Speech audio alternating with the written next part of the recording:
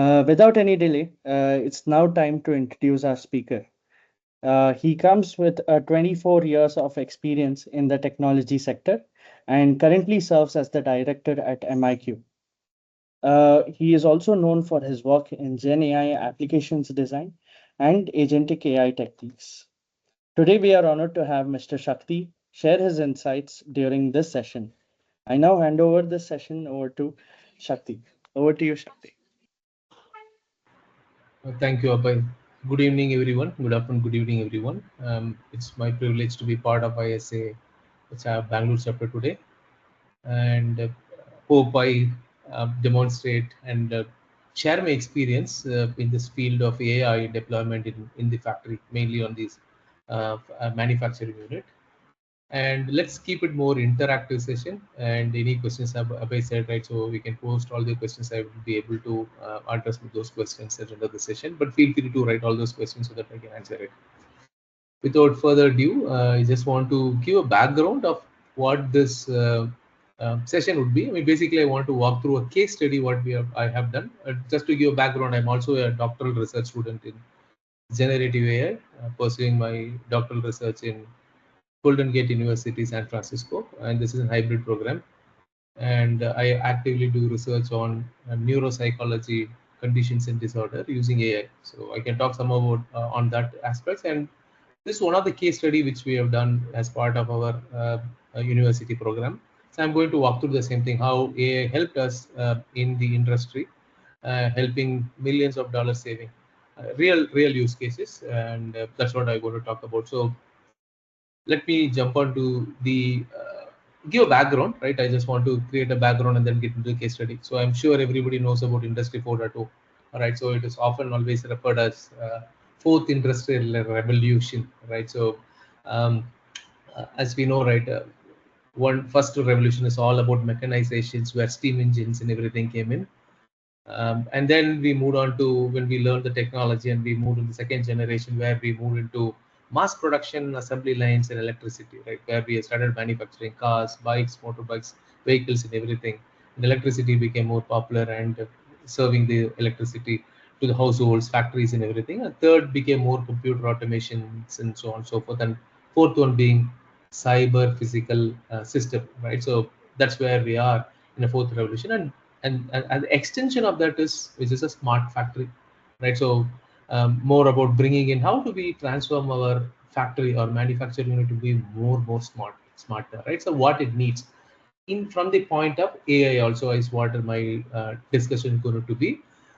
So now coming to the point, what are the key points which with the smart factory? So one is very important from my point of view. Please feel free to share your opinion. Smart automation, right? Today's factory should be more automated, completely automated, right? Rather not being automated to be completely automated. That's what every factory is moving towards. It's all about how do we integrate cyber and physical system. Basically, what I'm referring here is a virtual and physical system where machines communicate with other machines and human in real time using a technology like Internet of Things, IoT, right? So that's something like that. This leads to highly automated self-monitoring production lines that can adapt to changes or issues on the fly. Just to give an example, my previous experience in retail industry, we have a lot, I mean, it's a UK based company, Tesco. I worked for 13 and a half years on IT side of it. So we had a warehouse, hundreds of warehouse were there, and the stores were there, right? So warehouse, we put all the products there. So one of the key challenges in managing the warehouse is that Tesco is a supermarket business. They have perishable and non-perishable foods. If they come together, right? So they are placed together, right? So a perishable product can create an impact to a non-perishable product or other way around, right? So how do we maintain temperature, atmosphere, right, of those spaces, right? So we use IoT technologies to manage or maintain the temperature of a certain area. So this was possible based on humidity sensors and temperature sensors placed there, which can toss us information back to the IT system, which can again trigger back and say, okay, if a temperature goes up, it turns on an air conditioner or a freezer to make sure the product is not perishable. We also use something like identifying the whether a vegetable or a fruit, right, is getting decomposed or it is not in a safe to eat, right? So rather than sending it to the customer and then customer giving feedback. So in a lot of ways we've used automation as a key thing, where IoT played a significant role.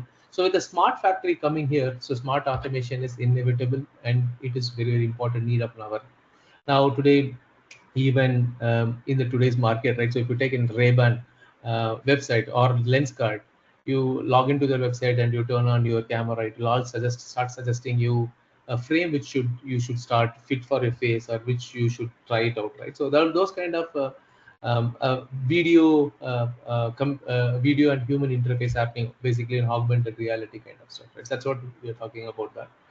While we are doing this, this demand provides in or creates a lot of data, which is otherwise called as a big data, right? So every devices, every sensors, and every applications and systems start pushing a lot of data, and these data are the new oil. So this helps us to take a data driven decision making, right, in the new world, right? So that's where your AI, ML, and machine learning plays a huge role in the industry to transform this data to help us to take a data-driven decisions. In factory, these data are collected massively. Take an example of a petrochemical company where the case study is going to be about that 1.7 million spare parts are used there. So and many machineries are there, right? So this data from these sensors and these devices plays a significant role in terms of managing the whole factory, as well as taking decisions, right time decisions on that front, which is then which these data are then collected, optimized, processed, and this could help us or helped us in predictive maintenance, which is one of the key concerns on the factory side. How do I predict my maintenance? Should I keep, like classically we have something called Ayuda Puja, right? Which our systems has created, our select. So once in a year we have to shut down our system, do overhauling, right? So today factories runs 3 shifts, 4 shifts, 5 shifts. So machines are used heavily. So how do we make sure that predict our maintenance much earlier, right? Rather than having one Ayuda Puja in a year and doing the overhauling once in a year, right? So we need to have overall our systems or machines in a more predictable way. So data-driven decision making plays a significant role. That's where your big data analytics plays a significant role, powered by AI and machine learning, right? Therefore, we improve the efficiency and also improve the productivity. So no downtime. Therefore, we can produce more. Therefore, more profit, more market reach, and so on and so forth. So this leads to another common question: is that okay? These are all great. Like I have a sensor, I have a factory, I have a sensor, I can measure this temperatures and everything. But how do I connect this? In a smart factory, one of the biggest challenges is connectivity, right? It has to be connected with your network, right? With across your network. It's not just one sensor; hundreds of sensors would be there. Take an example of a car, ADAS car. There's a camera in front, camera in side, camera in backside, and you also have a radar, a distance measuring, maybe infrared devices to identify rain sensor, even illuminations, how much is the temperature inside, how much is the darkness. So many things are there, right? So you need a processor. It has to be connected, right? So connectivity plays also very important. While we have many devices there, imagine in the factory, right? So for a car itself, so much of things are required. Now look at a factory. So you need a better connected networks between machine, products, systems, right? They have to talk to each other across the supply chain. It's not just only in a factory, across the supply chain. So from the raw material shipped from the, say example, from the supplier, all the way reaches to the factory. You need to know about where the supply chain is, right? What's happening, right? Using a technology like blockchain, which will help us to keep more transparent information. But at the same time, connectivity is very crucial, right? So interconnectivity of is also very significant in a smart factory, thereby creating a seamless flow of information, often called as a smart factory, right? So that's where it comes as a smart factory, right? If I'm take an example of a um, um, retail market, right? So if we shop the product from a farmer, right? So we need to know that how farmer is really preparing that or producing that fruit. Is that organic or inorganic? So how is he processing those food, how it is being shipped, right? So now currently completely it's been traceable. This all is possible because of interconnectivity of data informations using your machines and also sensors and everything. So that's where in a smart factory, very important is about data driven decision making. In order for that, you need a data. Then again, it is automation, that enabling of devices, sensors, and so on and so forth, which enables us to pass the data. And then connectivity to establish this information to seamless pass through, therefore should be able to do smart factory. While these three are main pillars, one of the other key concern is about customization. Today, like unlike like earlier, like a mass production in second generation or second revolution of industry, now everybody is looking for customization. Unlike like previous industrial era, focused on mass, right? Now 4.0 enables more mass customization. Also, take an example of uh, uh, Land Rover car. So you can choose your own color of your car. You can choose your own fabric for your seats, and that is even now available in Tata cars and even Mahindra cars. Also, you can choose. So now it is not just a mass production. Same standard colors, standard fabrics, and standard designs of fabric. Now you can pick and choose what you want. And this is again possible like a technology like a 3D printing, modular designs allows companies to tailor product to individual customer need without sacrificing the scale. Right? So that's where we are in, right, with the smart factory. So enabling us to reach more preferred product to our customer, therefore they are loyal to us and buy more products from us. Right? So smart factory is one of the key challenges now is becoming more customization. While we do all these things, right? So as the population grows, demand keeps growing, right? There is a technology need is also very, very important, right? So human can do certain things, right? Beyond certain things, machine can help us to do certain things. So that's where we bring in something like a robotics, right? It is an automated system which does on its own when for a predefined set of instructions, or even augmented reality, right? Sitting inside the car, we are able to see the 360 view about our car and take decisions accordingly. Even sometimes, the car is self-parking on its own, like a Mahindra XCV 9, it does on its own, right? 6C is also, you just by pressing a button, it parks on its own. So it can understand the environment and do on its own, right? That's where we are in. So emerging technology powered by innovation drives a smart factory to build these kind of products, right? This enables or enhances precision, reduce downtime, or open new business model, right? So there's a new business model for self-parking car now. The self-driving car is already there. So that's where we are in now, right? So now where we are heading towards it, or what it leads to us, is about improving the efficiency. One other is adaptability, and thereby blurring the lines between physical and digital production. Earlier, physical production was different and digital production was different, right? So, for example, if you go and ask for a construct, you have a land, you ask for an architect or a designer to construct your or design your house, he gives a 3D printout or a virtual screens, right? Now, to produce the same thing was very, very difficult, right? Same design, same color, everything was difficult. Now it's possible because of more customization coming in, right? That's what that line between physical and digital are slowly blurring, and this is all completely possible with the smart factory, right? So the industry 4.0 is getting matured and matured with the more smartness, customizations, with the invent of innovation of emerging technologies are leading to us, right? So moving on to the next is about I want to talk about sorry, I mostly. So it's about how does it really look for this is smart industry 4.0, which is more about manufacturing and everything. How does it correlate with digital industry revolution, right? When compared or draw a similar parallel between manufacturing, which is digital, because this is very, very important. Industry 4.0 becoming a smart factory needs digital, very, very important. Connectivity is very important. Your data, analytics, and all those things are very, very crucial. Before me jumping onto that, right, I just want to have a couple of questions from you all. Feel free to turn on your mic and speak about that. How many of you have used personalized recommendation system so far?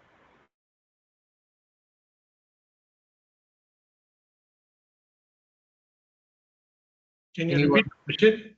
The question is, how many of you have used a personalized recommendation system?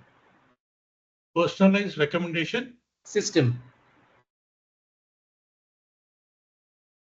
An example like Netflix, right? Netflix recommends these are the movies which I recommend for you based on your taste and preference.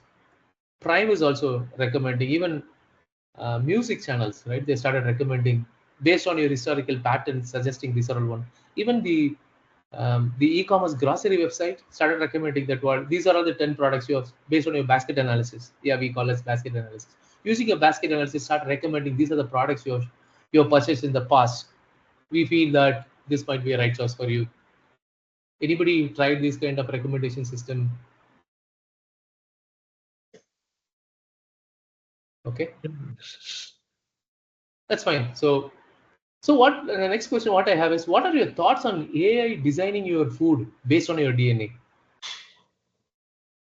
What are your thoughts on AI designing your food based on your DNA? Imagine Swiggy, Zomato, all these guys have AI designing your food based on your DNA. I think Shakti nowadays it's mainly when you look at like the Zomato or Swiggy, it's already recommending that okay whether you are going for a non-veg or nearby hotel that what you did in the past. It's a similar way the food history also like having a lot of data background so that data is populating when I'm ordering for that. That's why I just want to say about one of example. But is moreover right, it's kind of like in the future it's coming the prediction. It's related to that.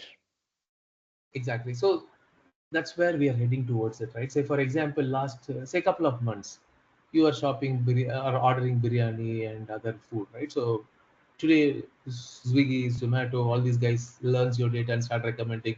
These are the biryani outlets near your house, and they offer this price and all those things they do. Now, say example, you signed in for a health fitness program. You joined in a gym, and the same app will continue to recommend your biryani only again and again. It does not understand that you have a fitness goal which helped you to um, or suggest you to say, okay, you have signed up for fitness goal. Now I should not start recommending biryani. I should start recommending protein based food, right? That's completely not known, right? That's a caveat there, because you started shopping something else related to your health protein powders and everything. They are not aware, right? So this is very vital, right? So otherwise this particular Swiggy and Zomato will start recommending the product which are all junk. So the future is all about that, right? So collecting this data from 360 data about a customer. Sorry, saying something. Sorry, go ahead. Yeah, so collecting this data, analyzing this makes a significant role. Take an example of Health Fit app. You download Health Fit app, you give your height, weight, and body parameters if vitals are there, right? So it tells you what exercise you should do based on your calorie meters, your number of steps you start recommending, right? But they are not able to suggest what's the best food you have. The future is more about it. It can understand your vitals, also start recommending what's the best food. For example, it's already available now. There is a plaster. I think they will measure your, I don't know which company it is, but it's already a startup which is working on it, where you can you plaster it in your body. It has a small needle which pricks your goes into your it's invasive again. It checks your blood samples regularly and will start sending a signal to its cloud and start measuring what's your blood sugar level, and start sending messages on your mobile phone saying it what's real time glucose level, and connect that to your food app, right? So based on your uh, blood sugar level, it can start suggesting what's the best food you should start having, right? So that kind of AI based designing food base is slowly happening, right? So this is all because of smart factory automations and all those things, right? And that's what we are trying to talk about, new industrial revolution. If you draw parallel in the first industrial revolution, where steam engines, mechanizations, water power, everything started coming, what we draw parallel is 2000, early 2000. You see a lot of telephones, right? We saw uh, telecommunication becomes the vital people to people connectivity, right? So so a lot of connectivity were focused most on the connectivity, enabling people to touch each other through, but never before. Earlier only few people have telephone at their home, right? So early 2000, everybody, almost everyone had BSNL had opened up, and everybody started taking a lines, right? And connectivity had happened, and that's where a early internet and communication technology laid the groundwork for global collaboration. Early then, there was no global collaboration, always through post communications and all those things, a telegram, something like that, right? So the moment telephone became more popular and internet became popular, connectivity established, we started people to people collaboration. And compared to 2027, 2007, and this became still more complex, right? So more connectivity, more complexity, more fast is needed, and we also look for something to easy to use, and we also are asking for free usage and other invisible benefits, right? By that, by 2027, technology became more complex and yet user friendly. That's what we are customers look for. Internet of Things started coming in. How do I connect human-machine interface, right? A machine talking to a human, right? Internet of Things. I want to know without going to my farmland. I want to know how human it is. This can I turn on my pump from my home, right? That's what the ask was started, right? So because becoming more and more connectivity is established, so we look for more fast and accuracy. Then AI started. AI was there also early 1965, but it became more popular in 2007 because of more connectivity, more devices and sensors were connected. Big data emerged, making systems invisible and abstract, right? So this became more data. We need more data storage to maintain and process it. We need a larger compute interface or computers or compute resources rather, a memory to hold it and storage to store it. So that's where we moved away from on-prem data center. If few of us are, I'm sure you're familiar with the data centers, right, where we store our enterprise data are stored and maintained within the organization. The invent of cloud computing came in, where we never worried about storing a data in a single server or more than one server or multiple server. Irrespective of the size and compute and resource we need, we went on to cloud computing in early 2007. Yeah, so that's where we saw complexity because of the connectivity and ease of use. People are asking for free and all those things, right? So in early 2000, right, we moved on to something called multi-touch point, right? That's where you can remember the Nokia went out, because Nokia was the early 2000 to 2007. We would have, Nokia was the best phone. Phone means Nokia, nothing else, right? Then came Apple, and really 2007, 8, 9, 10, that time, right, to 2010 and above. All right, so Apple became, they started the smartphones, completely revolutionized, multi-touch interface. Tablets came into picture, right? We used to connect with all desktops. Then slowly laptops came in the early 2014, 15, that time, and 2020 it became so more popular with the touchscreen also.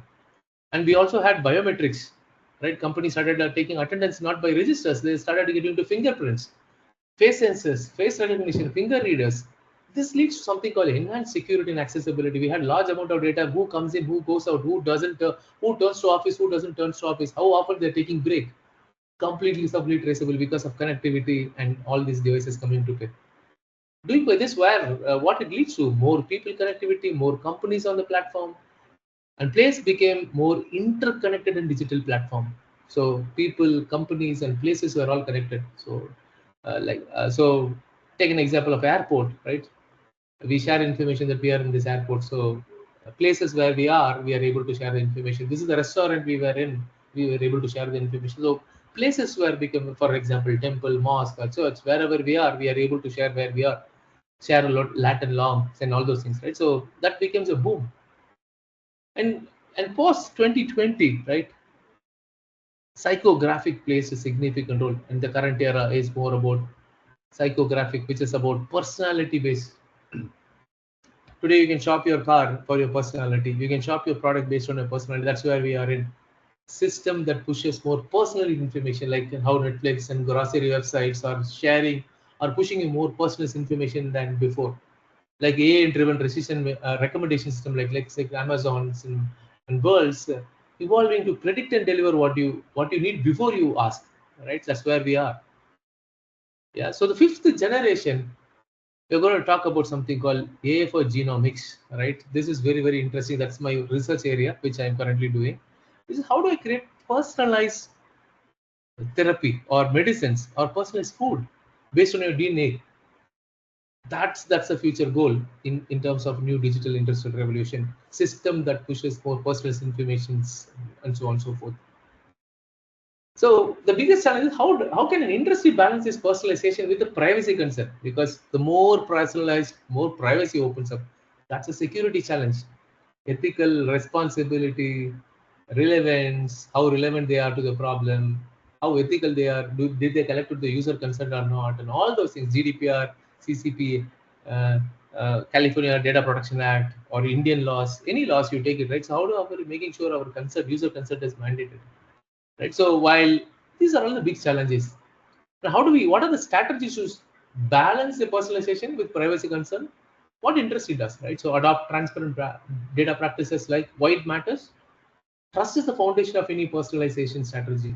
If a user doesn't understand how their data is being used, they are likely to feel violated, exploited.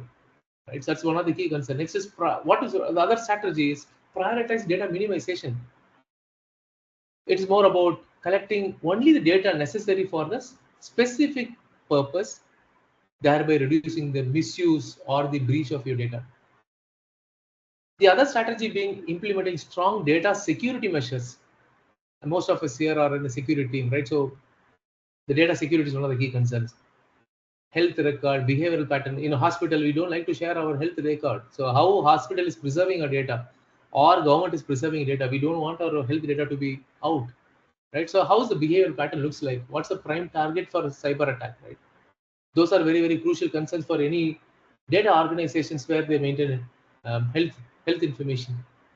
For example, IVF companies, they have this all hormone bank, right? It's very, very crucial that they cannot share this data. What if the data breach happens? So that's where the security plays a significant role. So personalization creates a great opportunity, but at a cost is privacy is also very, very important. So how do we address this? These are very, very important for every company, for a manufacturing industry or a retail company or an entertainment industry or any other apparels or retail market. Wherever you look for, right? It is one of the key concerns. So with this, what I would like to say is that it comes with something called challenges. Right. So while digital industrial revolution brings great opportunities, it also brings its challenges. The key challenges are privacy and data security, which we spoke about it. In the era of new psychography and genomics, right, it becomes very, very vital. Job displacement due to automation in AI. I'm sure everybody agrees that with the advent of AI, now most of the jobs are at risk, but it's not exactly on risk. But they are. I mean, we need to upskill those resources or the engineers or the technicians to the next level, right? So with the advent of AI and automation coming in, so how do we make sure that this challenge is addressed? Ethical concern, right? Like for example, ChatGPT or OpenAI, without user consent, they collected a lot of data from copyrights data from elsewhere or in the publishing websites, right? So now it's it's the biggest concern. So how do you make sure that the copyright issues are managed, right? So how do you make sure that those informations are safer and secure? And what are those opportunities? While these challenges are there are opportunities, right? So which is about improved quality of life. While we know more amount of data, more sensor data, more informations, right, it leads to something called more quality of life. If we get to know about the DNA of a person, we can start building a medicine which suits for that particular individual rather than being a generic medicine. We can create a nutrition product for that particular individual rather than more personalized, rather than generic nutrition product. That's where the opportunities are. So now the factories are working towards building more personalized medicines, personalized nutrition. That's what the future will look like in 2030 and above. Then another bigger chunk is that opportunity is sustainable production. Now factories looking at how do I produce it more sustainable with the cyber and physical system, like reducing waste in manufacturing, right?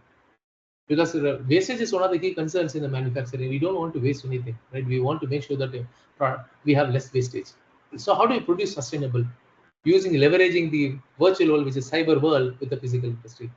And how do I bring in global collaboration and innovation? Because now it's globalized world. A spare parts is produced in India, where it's shipped to, say, example, United States to assemble a product there, or vice versa, right? It's a global collaboration, innovation. These are the great opportunity. So I conclude here for a digital industrial revolution that industrial revolutions have evolved from mechanization to a future of hyper personalization and AI driven system. The factories are more AI driven, hyper personalized rather than being just mechanization. That's a smart factory in the new world.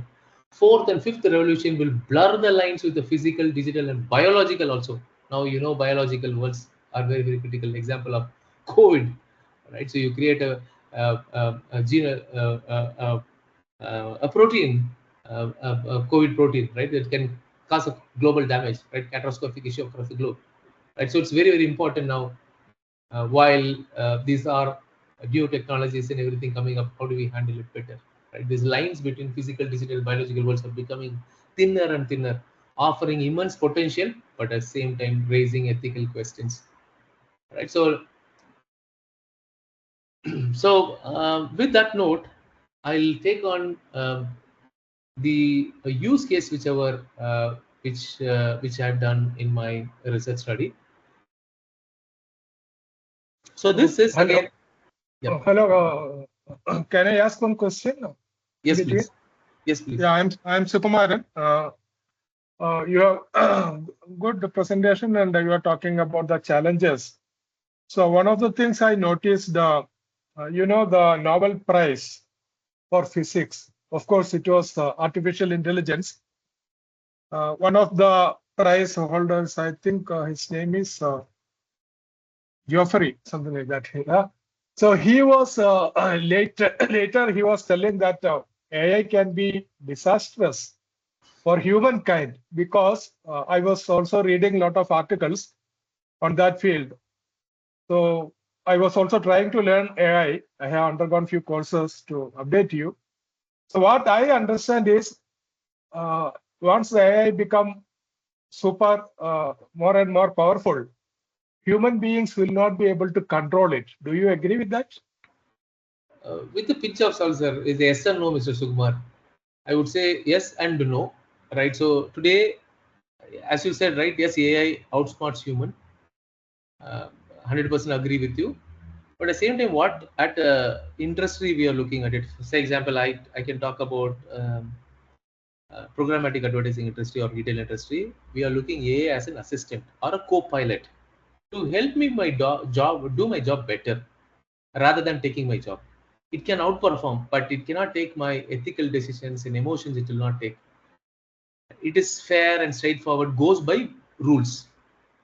It just goes by set of instructions whichever we have written as a code. Right? And it's based on reasoning. It will start take decisions. It will not bring in human composure, emotions, and everything. Right? That's where it becomes very, very harmful for human. Otherwise, you see, it really helps us. I work in IT industry, where it helps 200 plus colleagues of mine to write better code. Earlier, there was no assistant. They write the code on their own. There might be a lot of bugs in everything, therefore leads to delay in delivery.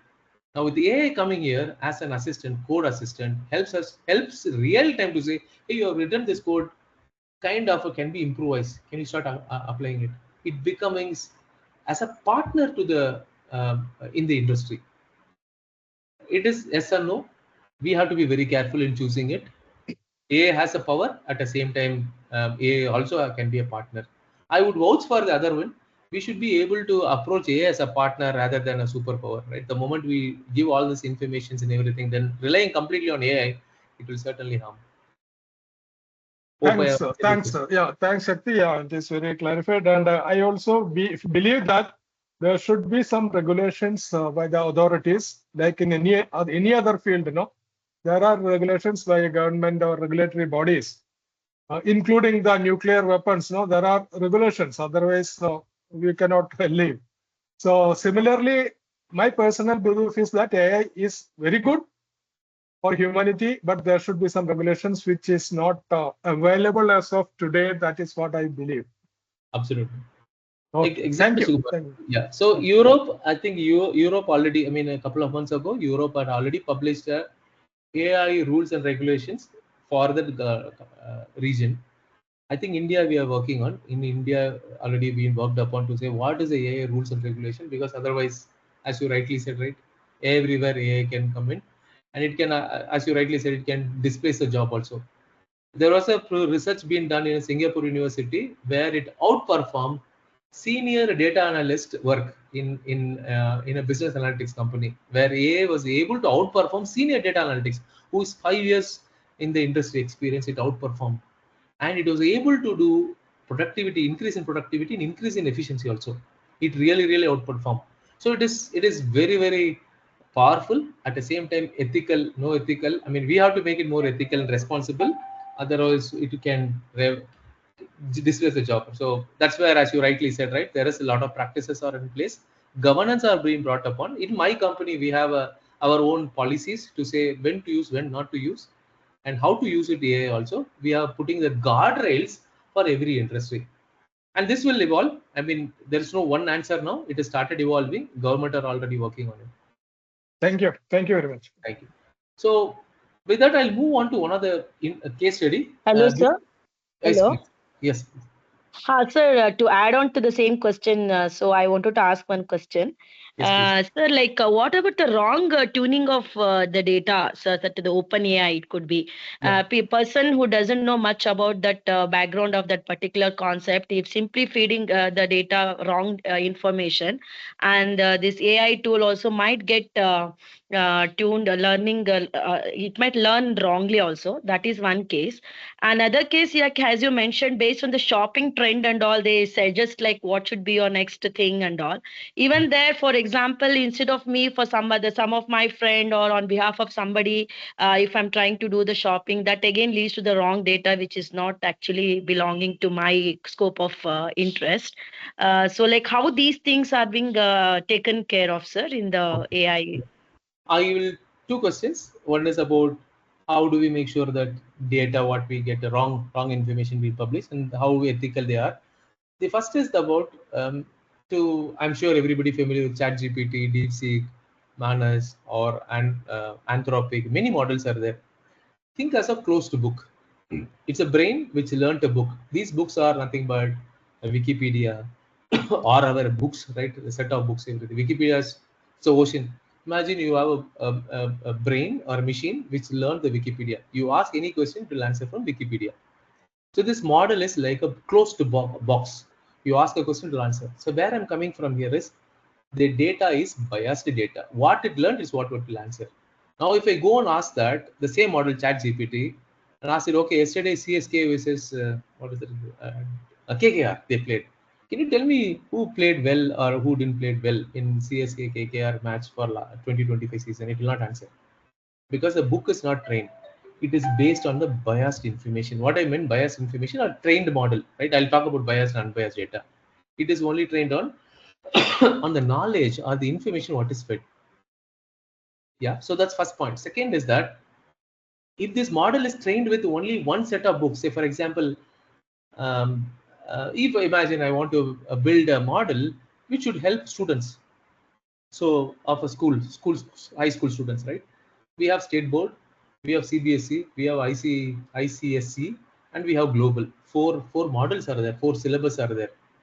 If I train my model or build my model, that ChatGPT kind of world with only state syllabus, it will answer only state, which we call as biased. If I ask NCRT, it will not answer because it doesn't even know.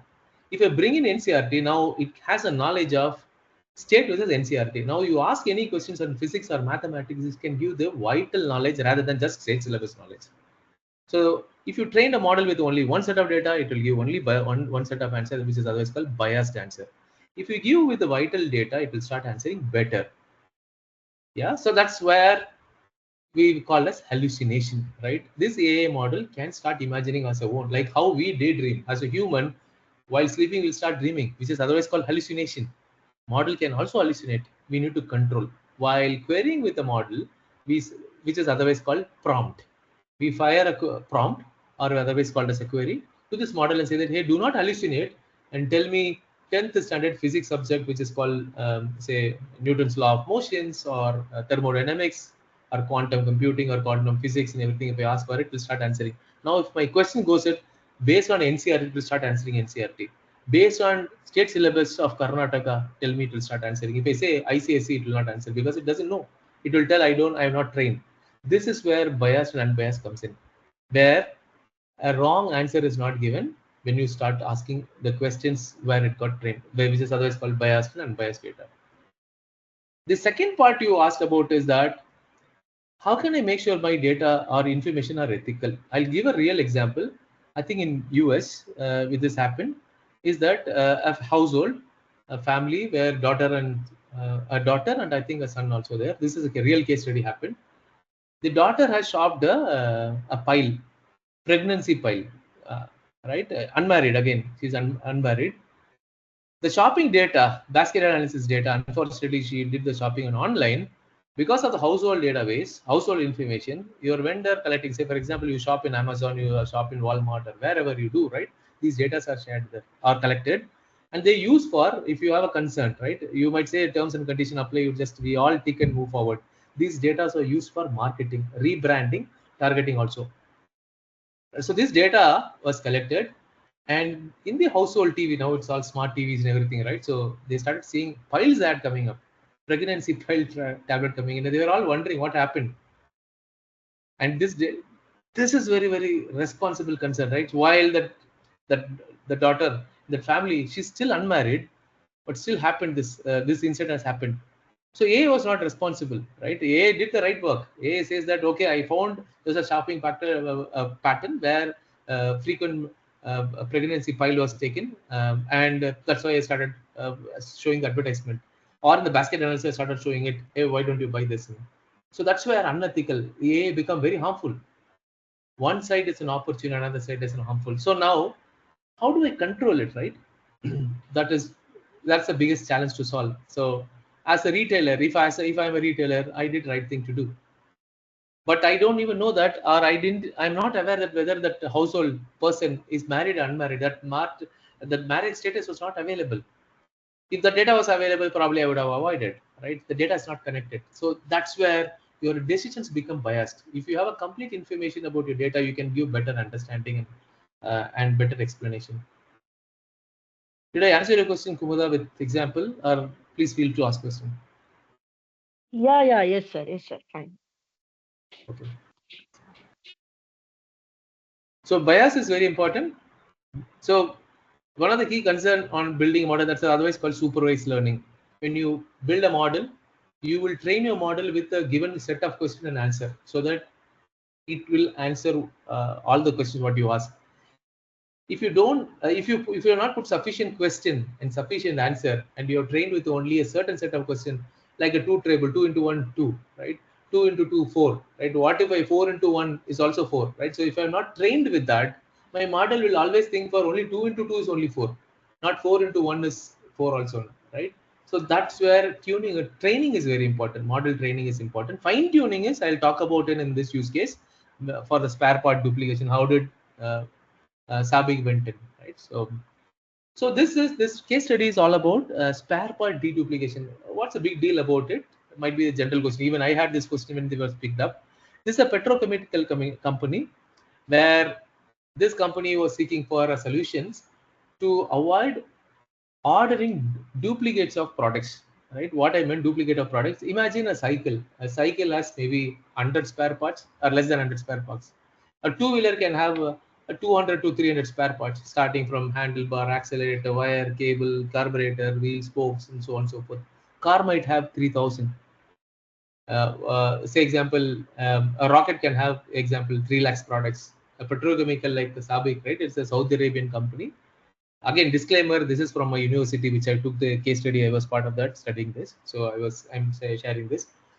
Or even a petrochemical or any petrochemical in India also, you say millions of products are there. Imagine this company has 1.7 million spare parts, right? 1.7 million spare parts. They're spending annual for billions of dollars to buy the spare parts. So the challenge here is that there are a lot of duplication of products being shopped by various departments, and concern was that how do you reduce this, right? Because we are spending millions and millions of dollars shopping the same product. How do we solve this problem, right? So one of the simple concern is that, okay, as you know, right, RFID, barcode scanning, and so on and so forth can help, right? But now, take an example, simple, big basket. Somebody might say a lady's finger in when they want to do a shopping, right? They'll say lady's finger. In Kannada, they'll say bendakai. In Tamil, say bendakai. Then in Hindi, might be some other word. I don't know Hindi much. So they'll put it in any different language, they'll start writing it, but for the same one. The machine has to understand they are all asking for something called a lady's finger, right? They have to translate and try to match it and say that, hey, this is the product you're searching for. It. If it is not there, it will say that if I search for bendagai, it will say that there's no text called bendagai, and it will just out, right? Which is a right term called lexical search by key terms, right? Now it is not lexical search, it's called semantic search. The same challenge here, right? Somebody might say ABC val, or somebody say that absolute val, or ABS valve, right? Something, these kind of acronyms, synonyms, and so many things are there. This leads to order duplication of products piled up in the store, and which went into millions of dollars spending or billions of dollars spending there. And that's the case studies. And how do you help? This is again a smart factory. In the supply chain, one of the use cases we're trying to say is that how AI helped in solving this problem. The problem statement is multiple factors such as human error, because one person write AB as well, another person is absolute well, or somebody says something else well, or a brand name plus well, right? Like that. And initial software challenges and understanding of this product's current database, they already have a database which is not up to date, has completely chaos database. All I'll show the data sample. How does it look like? Very critical to be fixed, because this is also leading to incorrect identification of duplication when new and existing products inquiries are made. So a particular department or refinery department coming and asking for a product, while the product might be there. As I said, semantic search and lexical search, remember that point. And third thing called vector search. These are the three search terms are predominantly used in training models and everything. Vector search is multi-dimensions, similarity based, right? Semantic based search and lexical based search are there. So now, when we do a lexical based search, you might search for like a lady's finger. Probably it would have shown, yes, there's a packet readily available, you can shop it. What if you say Bendekai? It says there's no product called Bendekai, sorry, no product available. That's exactly same thing happening here. Somebody might say, you'll show the, see this, I think you're able to see the screen, data sample. Yes, able to see that. Yeah. So if you see the product here, this is the product name, material 1, class name is diaphragm. Diaphragm actuator size is 34 by 40, material NBR, nylon, everything. The same product is written in different way. And you see the brand material NBR nylon, the same product you say AL, ALA, UNS, this one. You see the product number, manufacturing part name, number is same, but came from two different company. Same product, two different company, and the same product also. Diaphragm actuator, one called as actuator, another called valve. Like this, in certain case it says yes, it's available, in certain case not available, and therefore reorder. And that's the challenge we are trying to solve here, saying it like this. 1.7 million products were there, the product catalog, and they already have a database which is incorrect, right? So that's what is all about it. How do I search my product efficiently? This is master database where we can find the product and order accordingly. That's the problem statement here. Right now, what is the business impact? As we all are leaders in the respective industry, we always work based on impacts. What is an impact I'm trying to bring in? The use case talks about sourcing. I want to do a better sourcing of my products. Therefore, I pick the right supplier, right? This sourcing is very, very critical in a supply chain.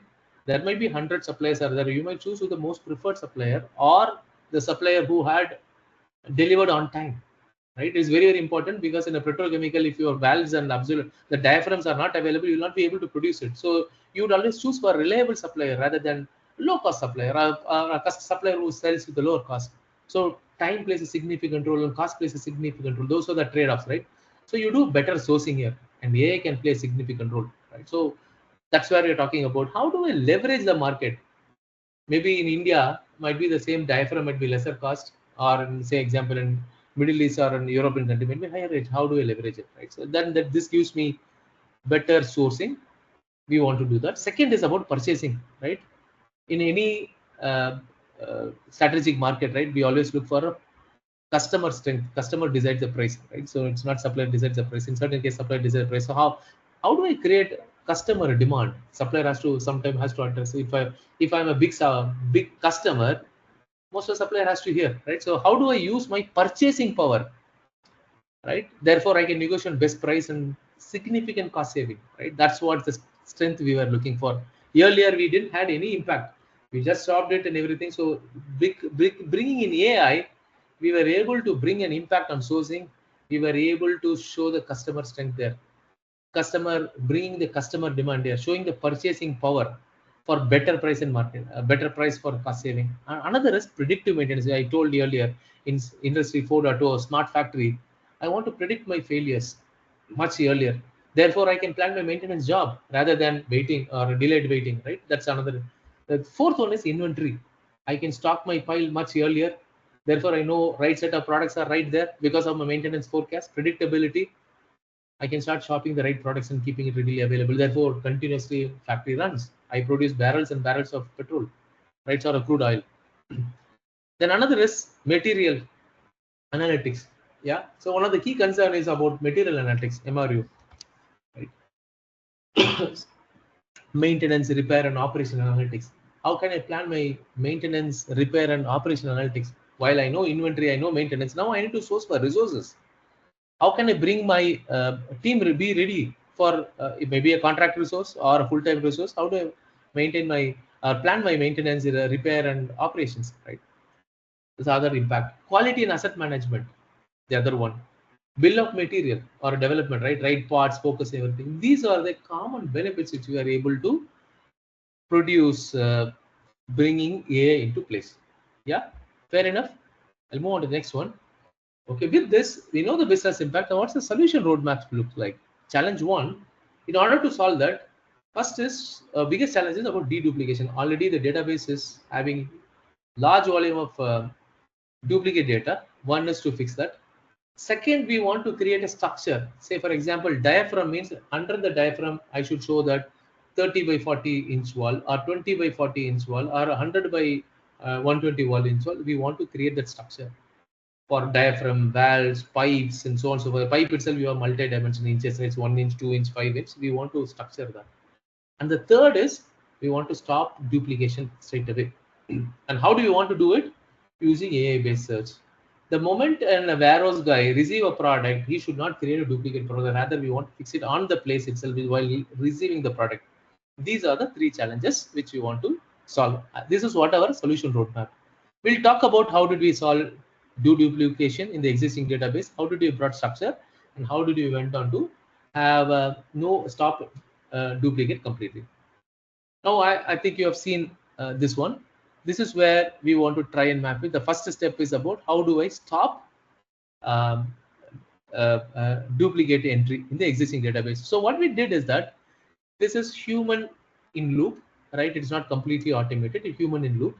Using the part ID, we were able to find similar products, which is otherwise called keyword search. We use this as a key and started searching the existing database. Can you start finding the products which are matching with this keyword? So we got list of product, given it to the respective team and ask them, okay, do you agree or disagree? Agree means yes, it's the same product. Yes, disagree means we'll put it in the product to be retrospected. First option, which is again keyword based. Next is semantic based search, right? Or similarity based search, which is otherwise called as vector search. These are all text, right? These are all text. We can transform this text to a numeric value using vector mechanism, multi-dimensional space using models, AI models, machine learning models. Find the similarity between these two texts, diaphragm, actuator, valve. So trying to figure out, okay, is diaphragm and actuator the same? Right? Trying to identify that along maybe with or without this. And similarity we identify, basically probability based search, and understood which are all closer to each other. Using this, we were able to reduce to some extent, not completely, to some extent, that deduplication of database were gone down. Rather than 100% deduplication, we were able to solve around 40 to 50% or 60% of that. So AI is not again a magic wand. You can solve the problem by various ways using simple and Excel-based comparison or a database comparison can solve. Sometimes you can go with a machine learning based model, and last is AI, which is completely neural networks and everything, deep learning. Right? It is an iterative, right? It's not just straight away you need to go there, right? It's based on cost and trade-off. While doing this was a big challenge on a solution. While we were able to solve certain things, now the biggest challenge is, okay, now I want to group it. I also have a volume, sheer volume of size. So imagine 1.7 millions of data. If you have to start comparing like this, right? Imagine the sheer volume of data, the processing time of the machine, computer doing this, and a human hour. We need some efficient ways of solving it. One is data quality, right? While I know manually matching one number of a parts and start matching it, it is solvable, but it's time consuming. It doesn't solve the problem once for all, right? It takes years and months to do. And this leads to something called data quality, right? While it matches, we want to make sure accuracy, consistency, and completeness. Now, as I said, right, 1.7 millions of product. right? Quantity is also there, quality is also there. Now we also want to create a group. The second one which I spoke about, right? One is about deduplication. Second is we want to create a reporting structure. Valve means all valves in one section. Pipe means all pipe in under that. Gasket means all gasket under that. Pump means all pump under that, right? So these kind of classifications we did, which is otherwise called category.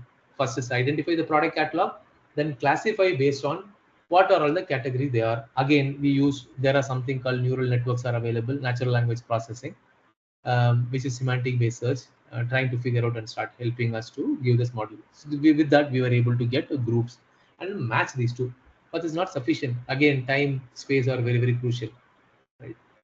So now we went with the first approach, as I said, right? Divided into two parts. One is grouping using AI/ML model, which is again you can use natural language processing, a ULM fit universal language, a fine-tuning model, which can help. This helped us to identify grouping. The second one, AI model, which was built was to identify duplicates deduction. Using the cloud, again, Sabik was completely on-prem. On-prem means on-premise hardware. The servers are on-prem. It has taken to cloud. The moment you get into cloud, you have a great flexibility in terms of scaling your hardware, horizontally scaling, vertical as well as horizontal. So you can add more servers on demand and add more data and more compute power and memory. Therefore, you can compute large volume of data at greater speed at lesser time. Right? That's what we did using bringing in AI models for duplication class grouping. That was the first approach we did. And then we brought into with that we able to achieve certain accuracy, say example 40 to 50%, but still there are a lot. That's why we brought into something called neural network. It was not when we shared this report, it was not completely solved because customer are looking for complete solving of the problem. Next, we brought in something called universal language model fine tuning. This is again Google's one. It is not built by the company which solved this problem. The company which built the solution, they have not developed on their own. They took the base model, like Kumada asked, right? Chat GPT. We can pick a Chat GPT and fine tune it. Say, example, if I'm a physics, say my research is about neuropsychological condition, identifying whether a person has ADHD, whether a person has an autism, whether a person has a attention disorder or cognitive. Chat GPT gives general answer. Hey, can you tell me whether I am an autism patient? Chat GPT says no, I am not right person to say. You have to go to neurologist and neuropsychologist. That's how it start answering. Now, how do we want to do it? While ChatGPT is known for general purpose, right? Now I can fine tune. What this means is that I can build enough data sets for the ChatGPT to fine tune an answer to my question, which is mainly specific to neuropsychological. Same way here, there was a generic language model built by Google. We use the same thing and fine tune to our model based on our wiki text, similar kind of. So if you can see here, language model, which is based on wiki text. What we did is that is MDR, a master data management, a master data. We we transform the master data and use classifier to fine tune. Val means you have to start looking at these classes and this under this class, these are sections. So imagine if I pass this text, if I pass this, I'm sure you might be able to see my mouse pointer. Sorry. If I pass this text, it should say this part. If I pass this text also, it should say this part number. And if I ask for me, hey, what's the material? It should start answering. Who's the supplier? It has to start answering. That's the expectation here. Machine has to tell. I should ask asking, okay, can you give me a diaphragm valve? It should say, hey, there's the material parts. Part number you see here, this part number from this supplier is this now different number. This supplier different number. Same part, two different material number, while the manufacturing part number is same. I want to solve that, right? If there are 5 manufacturer, 5 part number, 5 material number would be there. I want to solve that, right? That's where this ULM fit model came in, where we fine tune. That's a question which Kumada asked earlier. How can I fine tune? We use our own data, enterprise data, which is otherwise called as domain data, tuned our model to start understanding. Give those data, the huge chunk of 1.7 million data to train and say that, hey, this is the same product. If you find this product with the same part number, label it as that this is diaphragm wall. Start training it. You can train for 1, twice, thrice based on accuracy. There's something called precision. There is something called recall. Precision is more accuracy. Recall is again false positive. Take an example. Everybody would have experienced that. People during COVID, our what is that app? Arogya app. Arogya Setu. Arogya Setu, right? early days, not in the matured state. In the early days, people who are not COVID, the app was saying it's COVID, which is otherwise called false positive, which is very, very worrying factor. False negative is other way around. False negative is it says that the person does not person has COVID but not COVID. So sorry, other way around, right? A person has a COVID, app saying it is COVID. It is not a worry. If an app says that the person is not having COVID but it is having COVID, right? That's very, very worry, right? Because he can go and spread, or he can see and get go spread. So precision and recall are very, very important, which is otherwise called as false positive and false negative. False positive in certain cases, okay. False negative in certain cases. So it differs from case to case. In COVID, false positive is worrisome. If an app says that this person is not COVID, and the app says, sorry, the actual says that the person is COVID, it is worrying factor, right? Same way here, we have to train our model to say that you have to identify based on certain parameter, which is otherwise called as labels. We label the data and train the model to say, if you find this data matching to this label, then categorize this as a valve or diaphragm or a pipe or a tube or whatever it is, right? With that, we were able to create a model which can identify duplicate deduction very smartly using a model called ULM fit. Even in your industry, you don't need to build from scratch. There are various ways. You can build from scratch. A model can be built from scratch, or model can be fine-tuned also. In certain cases, you don't need model at all, which is otherwise called retrieval-augmented generation. You can use a base model, augment your enterprise data, and say, hey, to summarize what's happening. Right? That's another technique. I can talk about the technique in probably in few minutes from now. But the technique what we have used is fine-tuning. That's why it's called FIT, stands for fine-tuning. We did that and we were able to successfully deduplication. Duplicates are ordered based on the confidence interval so that a big expert can review the data. So we were able to give this data and ask for opinion. Now, how did we do that as a framework? So we want to put a process, because it's not one-time exercise. We want this to be a process driven. Right? We want to create a standard framework how this should happen. The main thing is, I think the texts are a bit blurred. One is on the data source collection. Sorry. Data collection, where we did 1.7 material data collected, where we analyze data process. So what we did was that the collections, initial processing, select the system collected multiple data, group those data based on types like a basic cleansing operations, such as converting all text to lowercase to avoid mismatches. So we say some text are in caps, some idiot caps or camel case, Pascal case, and everything. We made everything more lowercase. Structuring the data, rows and columns. Somebody might write in rows, somebody might write in column. We transform that, merge all the related data to one single table. Even checking the drawing, because it's a petrochemical company, they give drawings also. So we made sure drawings are corrected, removed inconsistency. That's a very, very important steps we did while we did the data collection, initial processing. Right, that's what this is all about it. So next one is what we did is pre-processing. So once we did the removing of inconsistency and all those things, we removed all outdated, obsolete material, products which are all not in use. Yeah, sorry, you're able to see the screen if it is not lost, right? Yes, Yeah, Shakti, okay. yes. The second step, what we did is removed all obsolete products. This 1.7 millions of product also had outdated products which are not sourced by customer. Sorry, supplier. Supplier has stopped. The company stopped engaging with the supplier, or a supplier is not supplying, or a blacklisted supplier. Those products were also still there. That whole process was missing. So we did that pre-processing to make sure that all obsolete products are removed. Generated pairs of material, that these are compared, like as I showed, right? A products given by Hyundai and product given by say L&T, we compared and created this same pair.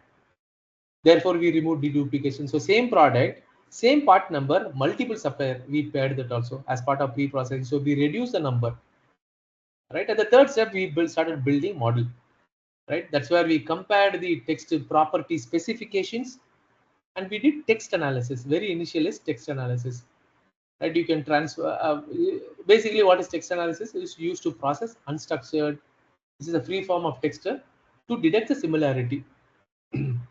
Apple and apple are same. Say for example, you search for apple, might be a fruit, it can be an apple device also, right? So we did this kind of contextual based search. because context is very significant. A valve for a particular carburetor is different. A valve for a particular a big engine is different, right? So we want to understand the context and start building the similarity based on that, right? That's very, very crucial in any industry. Text analysis. Apple is not just a fruit. Apple is not just a device also. We need to see under which context what Apple we are referring to. So that's what we did in the step 3. Right, so that finally what the result we got is the system was able to detect the duplicate materials and provide analysis, a cleaned analyzed data stored in a big data platform. Why big data? Because we want to build an AI model. We stored this 1.7 billion millions of data in our big data platform with a completely labeled. Now, eliminating duplicates, we were able to calculate the cost saving because there was so much of products we were able to eliminate that now you can pick and choose. You remember the business impact. I can choose which supplier. I can choose which market I have to tap in. I can use my purchasing power. Third is duplication of ordering. All stopped. We were able to save some good amount of cost, and we built something called a good user interface, standard interface where we show a dashboard and present it to the team, say, hey, this is what a duplicate product, these are all the standard products. You have the 1.7 millions, we were able to straight away some good savings in terms of in terms of ordering, right? And the outcome, what we found is here, this is what the outcome of the model, where you can see we took a sample. Again, there's a training and test. This is our test outcome, where we took a 6,000 test sample. You can see here false positive and false negative. So existing model falsely identified duplicate of 2,364.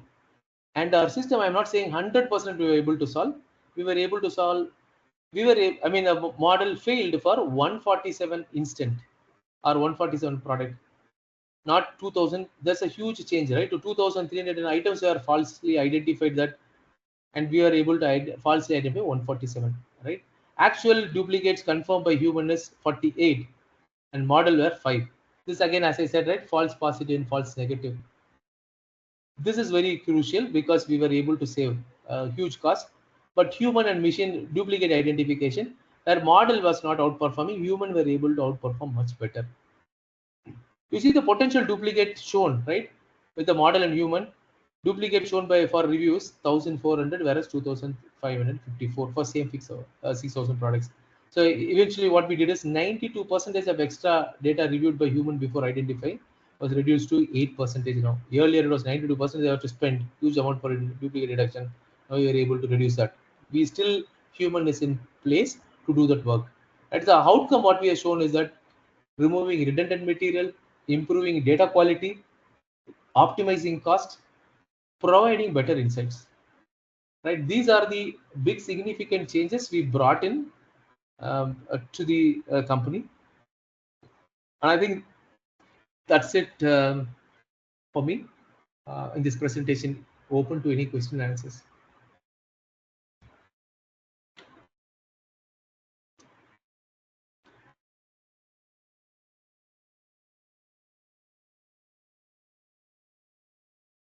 Any question and answers?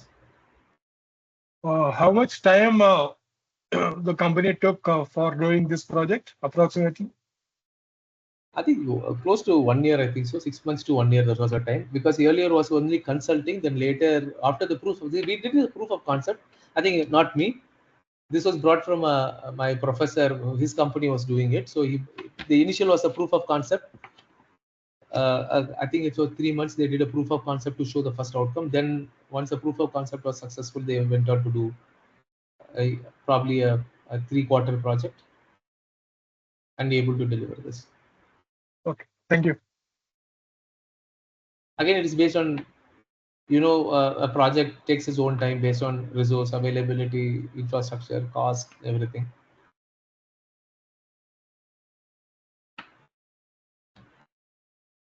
Again, there are multiple departments, multiple teams are there. You have to involve more than machine doing the work. Right now, there's a three key things as a leaders we do right day in day out. One is about judgment, drive, and initiative. Now, the judgment is what taken from the AI model. Drive of initiative is what the consulting team spent. saying why this model, because as you rightly asked, right, Mr. Sukumar, and you asked the question early, whether AI is harmful or not, right? So that's a drive, very important, to make sure that AI is not harmful. AI can help also, right? So that's a mind shift change that took a good amount of time.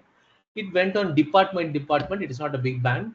So therefore, there was a good amount of change management time was placed, so that we were able to explain and tell why it was accurate and all those things. And then we started showing impact. That's why we business impact came into picture, to show the dashboard, say why this is very critical, and eventually they started saving good amount of money. And again, a disclaimer: this is my university's case study. I'm sharing it here, and it's a real use case which was solved.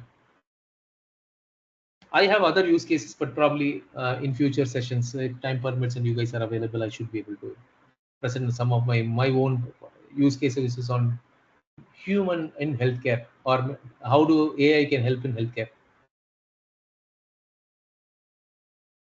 Hello, Sakthi, Jayesh here. Yes, yes.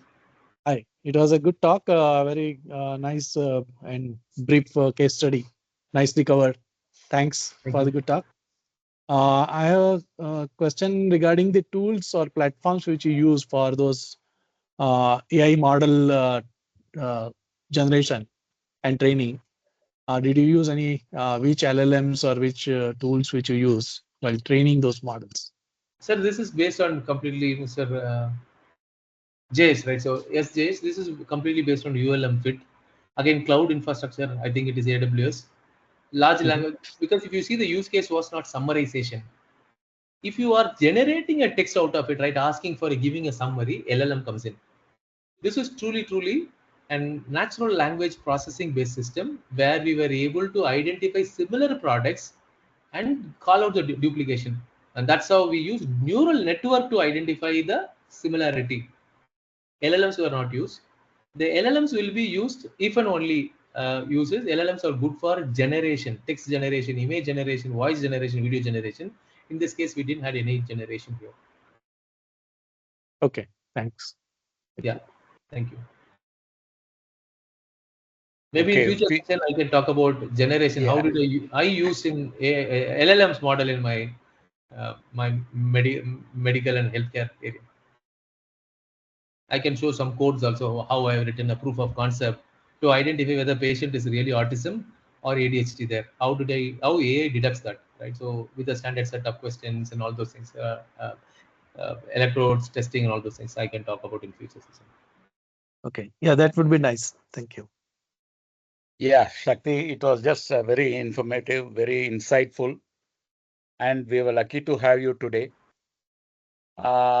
We have a bigger strength in our own society, and unfortunately, many of them might have missed it. Probably a better planning could bring in a good strength next time when we are doing a similar program. So we Hello. wish to have many more such sessions in future. Absolutely, sir. So this is called bias learning. What is the score of CSK versus KKR 2025? Maybe it is, it's not trained. Now this guy is very smart. See here, it is searching web.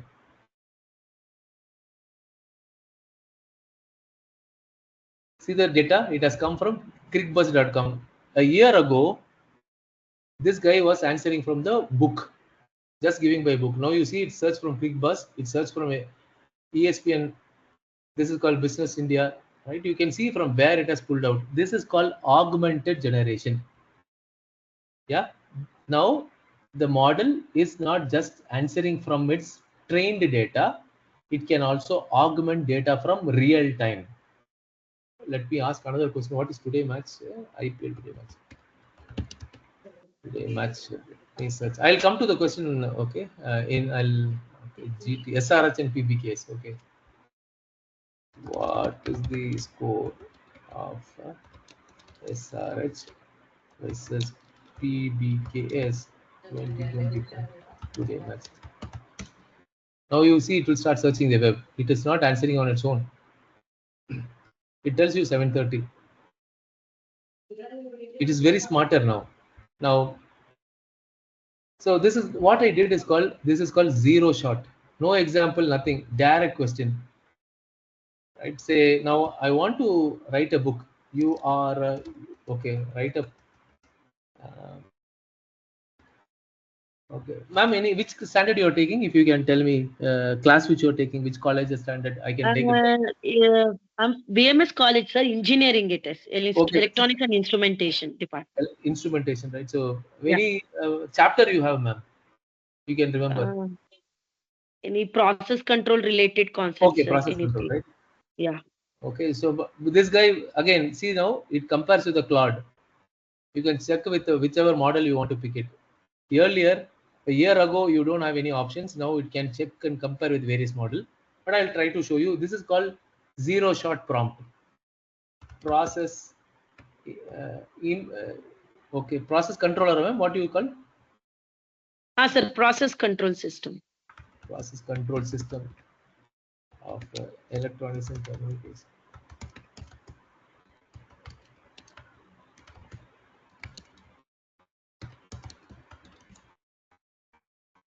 It's a zero shot. It will be able to say what is the process control used to monitor, control human, everything, right? This is standard answer. Now you see this is standard answer, open loop, closed loop. Now I can transfer. You are a useful AI assistant. This is called instruction. I mean, prompt is the elements of prompts are instructions and informations what you want to do and the context you have to give in. So that's what I'm trying to do. You are a useful AI assistant and expert in instrumentation, electronics and instrumentation. You will get better answer now. Electronic, sorry.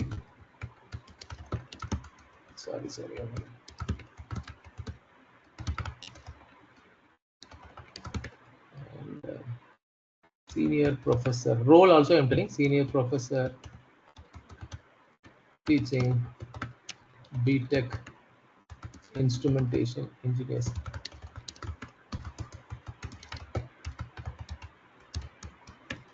Tell me what is process control system and keep the tone more academic.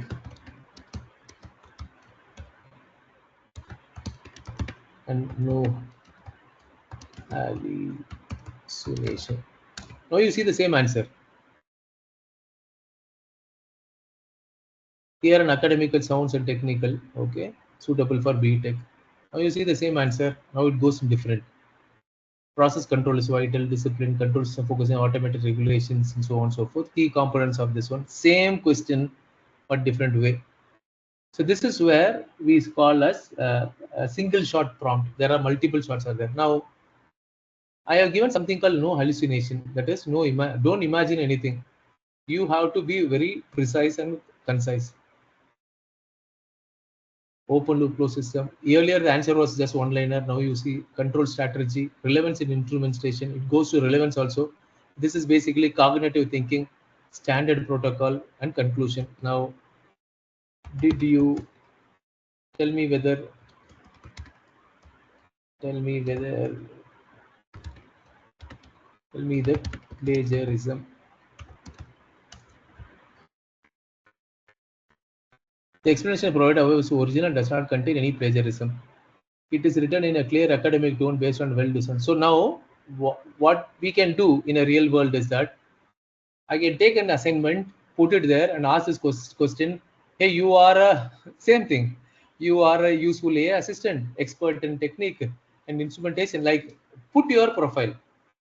I am a BTech instrumentation professor teaching the students. Tell me, this is assignment on this particular topic, and tell me whether plagiarism is there or not. It can point out and say from where the source has come in. If you need help, please reach out to me. I can write prompts and give it to you, and you can apply that in any GPT, Chat GPT or Claude or Anthropic, anything. And this is the simplest way of doing it, where teachers and professors can use it to identify plagiarism. There are plagiarism tools readily available also. I think some are paid one, some are not paid one. So you can see here, would you like me to citation IEEE, right? Yes. Share the citation.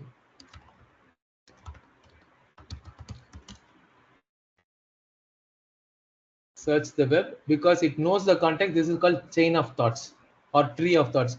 Now, I didn't say that what is the context behind. There is something called short-term memory. There is something called long-term memory. This model or the ChatGPT behind the scene which is running, which has a short-term memory, it understood I am asking a question related to electronics and communication instrumentation and telling that you are a useful AI assistant and the expert in processors.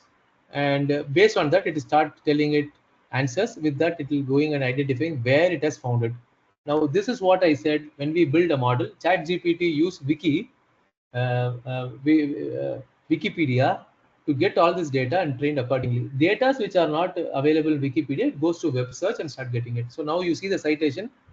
This might have gone to Google Scholar or ResearchGate or IEEE or any other website for that matter. Right? It started finding where it has come from. Now, as a professor, now from where these guys are taking all the answers and which citation, now I can start asking questions. Okay, this great answer is great. This assignment is great. From which research citation you have taken it?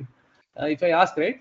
If a person has read and identified, they will start answering from this particular place I have read it in. Right? So we should be able to validate much better and more valuable. Again, giving copy paste is not a sin anymore because all data are shared everywhere, right? So data is universal and it's a new oil. Everybody has the same data. But how we can avoid and encourage students is that enable them to read more. Sooner or later, we will say plagiarism is not a sin. For now, it's a sin. In sooner or later, even in academic, you will say plagiarism is not a sin. I am saying in my university, in Golden Gate University, for doctoral research, plagiarism is okay to a certain extent. But what is asked to our doctoral students like me is that why do you think that this works? Why it will not work in that way? What was the reasoning, right? Relevance. Those were the questions being asked, but they did. I think this allowed fourth quarter of 2024. They allowed us that yes, plagiarism okay. Earlier it was very strict, no plagiarism, very unit text. Now plagiarism is allowed, but we have to give relevance and everything. I think sooner in India in 2024, 2026, we will start seeing plagiarism allowed, but a pinch of salt saying it okay, give me citation, give me why it is relevant to your topic, and all those things will start coming in. Therefore, we encourage students to start build that cognitive knowledge on that space. I'm happy to help Professor Kumuda. Please reach out to me. I'm happy to share how can you write single sort, zero sorts, or chain of thoughts queries in any industry, not just only academic. Anybody who wants to do data analytics, I can write a prompt and give it to you. You guys can just fire and see that whether the prompt works. I wrote a recent prompt for my HR team. I'm sure most of you guys are in a leadership position, right? So recruitment is one of the biggest challenge. Shortlisting candidates are one of the biggest challenge, right? So how do you shortlist your resume where hundreds of resume comes in, right? So I wrote a prompt reading from a resume and say that okay, whether this person is shortlisted or not. So that's the way we can start using AI in a real possible way. Just a small sample. Yeah. Thank you, sir. Thank you, sir.